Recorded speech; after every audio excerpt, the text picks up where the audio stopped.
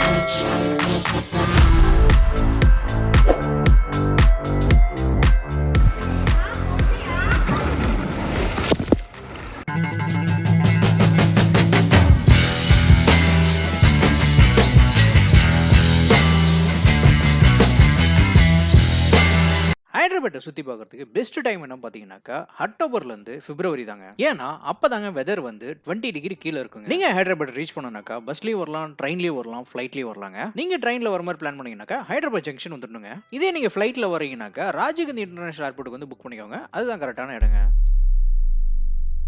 நான் Chennai ஏர்போர்ட்லேருந்து flight book பண்ணியிருந்தாங்க. எனக்கு பார்த்தீங்கன்னாக்கா ஜஸ்ட் 1 hour தாங்க ட்ராவல் இங்கேருந்து நான் ஹைதராபாத் ரீச் பண்ணுறதுக்கு.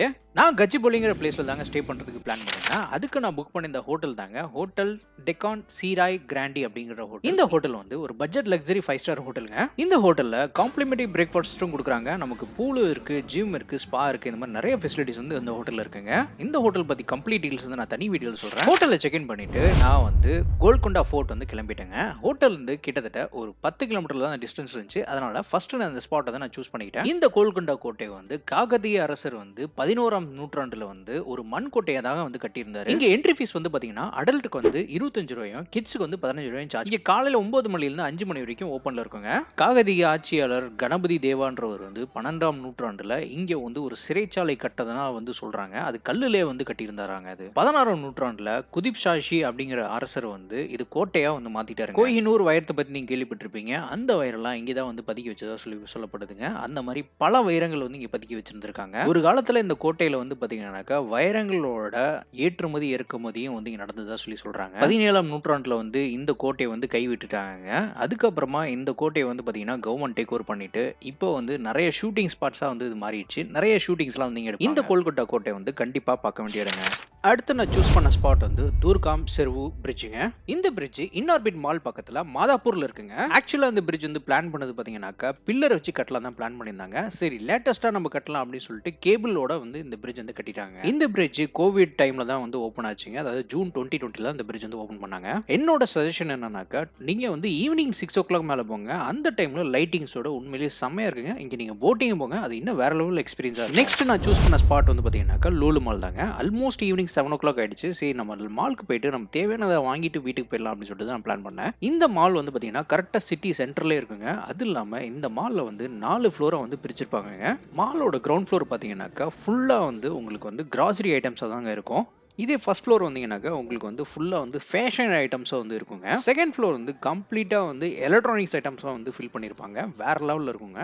நான் இந்த மாலில் ரொம்பவே லைக் பண்ணது பார்த்தீங்கன்னாக்கா கிராசரி ஐட்டம்ஸ் தாங்க. கிராசரி ஐட்டம்ஸ் பார்த்தீங்கன்னா ஏகப்பட்டது இருந்துச்சுங்க. இன்னமும் பிராண்ட்ஸ்லாம் இருந்துச்சு. இங்கே இருக்கிற மோஸ்ட் ஆஃப் த ஐட்டம்ஸ் பார்த்தீங்கன்னாக்கா அபுதுபாயிலேருந்து அப்படியே இம்போர்ட் பண்ணதாங்க. ஏன்னா இந்த லூலு மால் பார்த்தீங்கன்னாக்கா அபுதுபாயோட பிராண்டு தாங்க இது. இங்கே காஸ்டெல்லாம் கூட பார்த்தீங்கன்னாக்கா ஓரளவுக்கு அஃபோர்டபுளாக தாங்க இருந்துச்சு. டெஃபினட்டாக பார்க்க வேண்டிய இடம் தாங்க அது.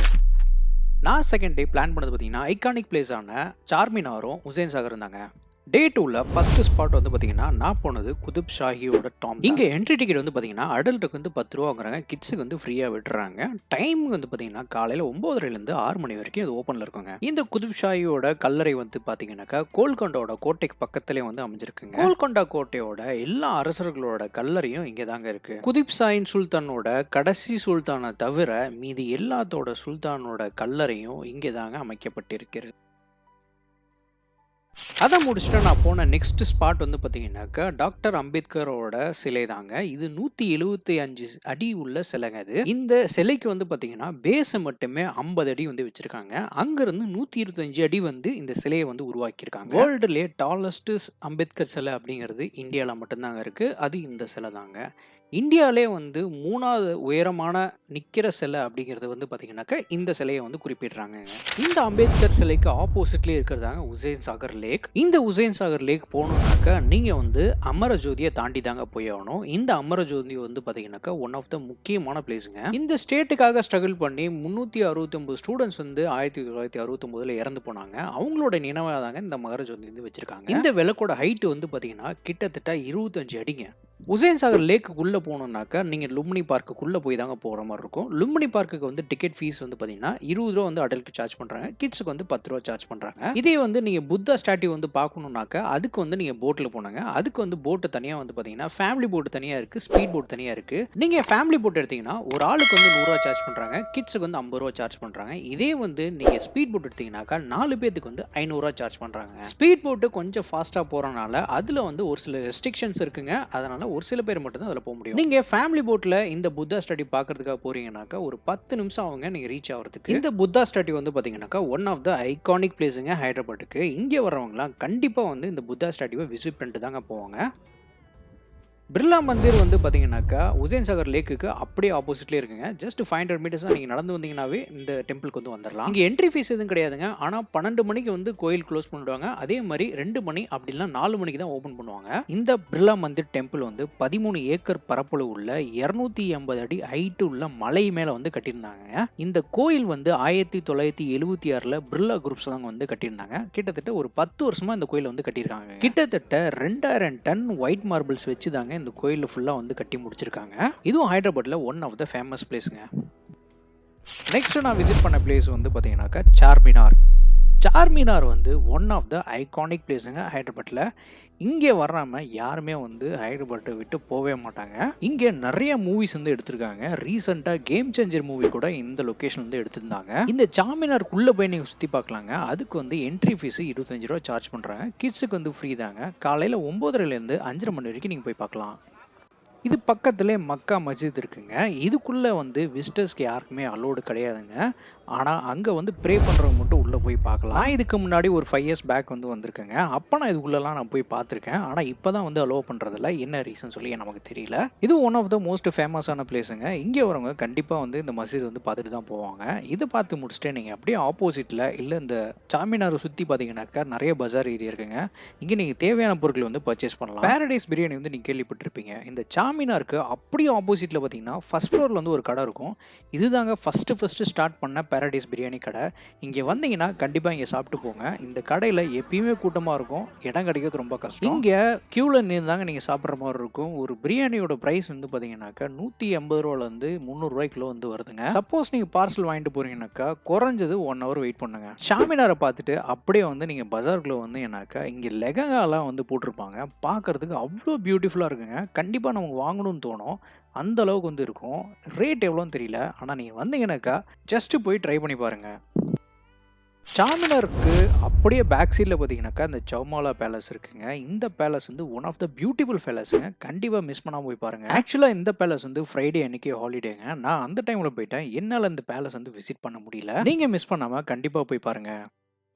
நெக்ஸ்ட் நான் சூஸ் பண்ண ஸ்பாட் வந்து பார்த்தீங்கன்னாக்கா ஸ்னோ வேர்ல்டு தாங்க. ஸ்னோ வேர்ல்டு வந்து ஒன் ஆஃப் த பெஸ்ட் பிளேஸுங்க. இங்கே நார்மல் பேக்கேஜ் 650 ரூபாயும் ப்ளூ பேக்கேஜ் 850 ரூபாயும் சேல் பண்ணுறாங்க. இங்கே -5லேருந்து -10 டிகிரி வரைக்கும் மெயின்டைன் பண்ணுறாங்க. இதுக்குள்ளேயே வந்து ஒரு கஃபே இருக்கு. அந்த கஃபேக்குள்ள நீங்கள் டீ காஃபி ஜூஸ் கூட சாப்பிடலாங்க. அது மட்டும் இல்லாமல் ஃபேமிலியோட என்ஜாய் பண்ணுறதுக்கு இங்கே த்ரில்லிங் ரைட்ஸ் இதுக்குள்ளே வச்சிருக்காங்க. அதுவுமே வேற லெவலில் இருந்துச்சுங்க. இது கூடவே ரெயின் ஃபாரஸ்ட் இருந்துச்சுங்க. ரெயின் ஃபாரஸ்ட் உண்மையிலேயே செம்ம எக்ஸ்பீரியன்ஸ். லிவிங் டெட்டுமே செம்ம த்ரில்லிங்காக இருந்துச்சுங்க. இது கூடவே கல்லிடோன்னு சொல்லிட்டு மிரர் ரூம் இருந்துச்சுங்க. அதுவுமே செம்மையா இருந்துச்சு. 3D ஆர்ட்டுமே இருந்துங்க. அதுவுமே சூப்பரா இருந்துச்சு.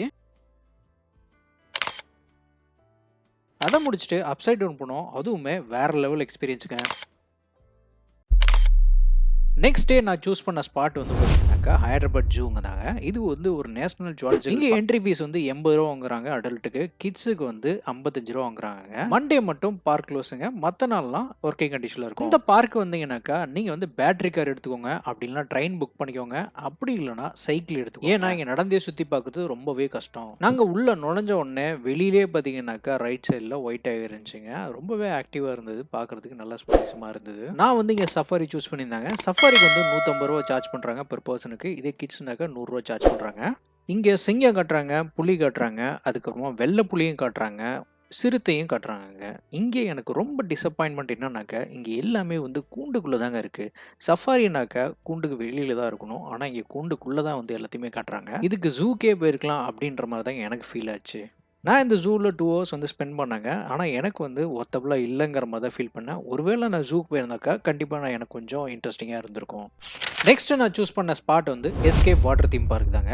இந்த பார்க் வந்து கிட்டத்தட்ட ஒரு 20 கிலோமீட்டர் ஹைதராபாத் விட்டு தள்ளி இருக்குங்க. ஆனால் உண்மையிலே ஒர்த்தான பிளேஸுங்க. இங்கே டிக்கெட் சார்ஜஸ் வந்து பார்த்தீங்கன்னா அடல்ட்டுக்கு 800 ரூபா சார்ஜ் பண்ணுறாங்க. கிட்ஸுக்கு வந்து 600 ரூபா சார்ஜ் பண்ணுறாங்க. இங்கே ஃபுல்லி வந்து வாட்டர் ரைட்ஸ் மட்டும் தாங்க. ட்ரை ரைட்ஸ் எதுவுமே இருக்காது. என்னோட ஃபேமிலி வந்து பார்த்தீங்கன்னாக்கா வாட்டர் கேம்ஸ்னால் உங்களுக்கு ரொம்பவே பிடிக்கும். அதனால தான் நான் இது சூஸ் பண்ணேன். இங்கே வந்து ஒண்டர்லாவும் இருக்குது. ஆனால் ஒண்டர்லாவோட எனக்கு இது பெஸ்ட்டாக ஃபீல் பண்ணேன். ஏன்னா இங்கே ஒன்லி பார்த்தீங்கன்னா வாட்டர் ரைட்ஸ் மட்டும் தாங்க. இங்கே மெயினாக நீங்கள் 2 o'clock மேலே போங்க. அப்போ தான் வந்து உங்களால் எல்லா ரைட்ஸுமே என்ஜாய் பண்ண முடியும். அப்போ தான் அவங்க எல்லா ரைட்ஸுமே வந்து ஆக்டிவேட் பண்ணாங்க. அது வரைக்குமே பார்த்தீங்கன்னாக்கா ஸ்லோ டவுனாக தான் இருக்கும். எந்த ஒரு ரைட்ஸுமே வந்து அந்தளவுக்கு ஃபுல் ஃப்ளெஜ்டாக ஓப்பன் பண்ணியிருக்கோம்.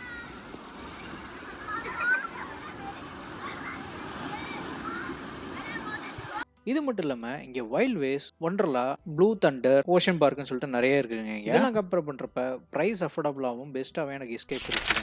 நெக்ஸ்ட்டு நான் போன ஸ்பாட் வந்து பார்த்தீங்கன்னாக்கா ராஜேந்திர நகர் வாட்டர் ஃபால்ஸுங்க. இல்லை சன்சிட்டி வாட்டர் ஃபால்ஸ்னு சொல்லுவாங்க. இந்த ஃபால்ஸு கப்புள்ஸ்க்கு ஃபேமிலிக்கு வந்து சேஃப் கிடையாதுங்க. நீங்கள் ஃபேமிலியாக கேங்காக போனீங்கன்னாக்கா கண்டிப்பாக என்ஜாய் பண்ணிட்டு வரலாம். நெக்ஸ்ட்டு நான் வந்த ஸ்பாட் பார்த்தீங்கன்னாக்கா சுதா கார் மியூசியம்ங்க.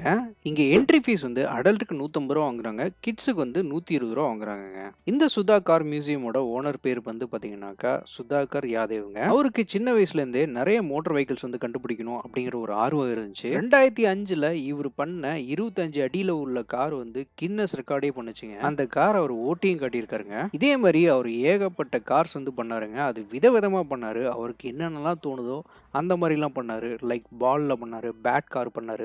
அந்த மாதிரி ஏகப்பட்ட கார்ஸ் வந்து பண்ணி ஒரு அடிக்கிட்டாருங்க. அதுக்கப்புறமா நிறைய பழமையான கார்ஸ்லாம் வந்து வாங்கி அதையும் வந்து அவர் கலெக்ட் பண்ண ஆரம்பிச்சாரு. அந்த மாதிரி கார்ஸும் ஏகப்பட்டதை வச்சிருக்காருங்க. சமீபமாக கோவிட்ல வந்து அவர் இறந்துட்டதா சொல்லி கேள்விப்பட்டேங்க. நெக்ஸ்ட் டே நான் பிளான் பண்ணது ராமோஜி ஃபிலிம் சிட்டிங்க. இதுக்கு வந்து கண்டிப்பாக ஒரு நாள் ஃபுல்லாக தேவைப்படும். அவ்வளோ பெரிய இடங்க இது. இங்கே ஒரு ஆளுக்கு டிக்கெட்டுக்கு வந்து 1500 ரூபா சார்ஜ் பண்ணுறாங்க. கிட்ஸுக்கு வந்து 1200 ரூபா சார்ஜ் பண்ணுறாங்க. இந்த ஃபிலிம் சிட்டிக்குள்ளே போகணுன்னாக்கா நம்ம பஸ்ஸில் மட்டும் தாங்க போக முடியும். அதாவது அவங்க வச்சிருக்க பஸ்ஸில் மட்டும் தான் போக முடியும். நம்மளோட ஓன் வெஹிக்கிளில் போக முடியாது. இங்கே எல்லாமே வந்து ஃப்ரீ வெஹிக்கிள்ஸ் தாங்க. இது மகாபாரதோட செட்டுங்க. இந்த செட்டு வந்து ரொம்ப வருஷமாக இங்கே வச்சுருக்காங்க. இந்த செட்டில் ஏகப்பட்ட மூவிஸ் வந்து எடுத்திருக்காங்கங்க. நம்ம எக்மோர் ட்ரெயின் செட்டிங் போட்டிருக்காங்க பாருங்க, செம்மையாக இருக்குது. இங்கே தான் நிறைய படம் எடுத்திருக்காங்க. நம்ம சுந்தர்சி படம் எல்லாமே மோஸ்ட்லி இங்கே தான் வந்து எடுக்கிறதா சொல்லி சொன்னாங்க. சென்னை எக்ஸ்பிரஸ் மூவி இங்கே தான் எடுத்திருக்காங்க. பாகுபலி செட்டோட மினியேச்சர். இந்த இடம் வந்து பார்த்திங்கன்னா பாகுபலி 2ல் வந்து பல்வாயில் தேவனை வந்து அரசராக்குவாங்க. அதே மாதிரி பாகுபலியை வந்து தளபதி ஆக்குவாங்க. அந்த சீன் இந்த இடத்துல எடுத்திருப்பாங்க. இந்த இடத்துல நின்று தான் மக்கள்லாம் வந்து அந்த அம்பு வச்சு யானையை வச்சு தட்டுற மாதிரி அந்த சீன்லாம் இந்த இடத்துல எடுத்திருப்பாங்க. இங்கே வந்து அவங்க அந்த பதவி ஏற்கிறது இங்கே தான் நடக்கும். தேவசேனா அடைச்சி வச்சுருந்த இடம், அந்த கூண்டு இங்கே இருக்குது பாருங்கள். இங்கே இந்த இதில் தான் தேவசேனா அடைச்சி வச்சுருந்தாங்க.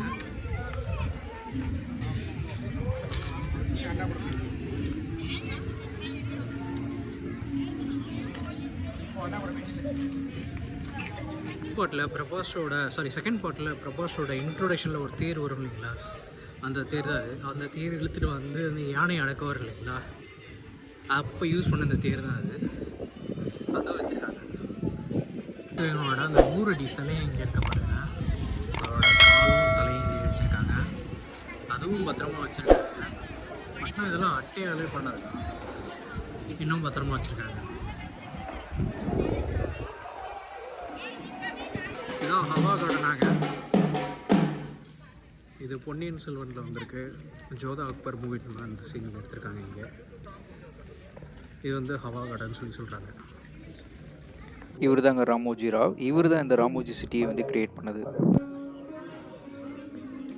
The series of images that followed after that held me spellbound.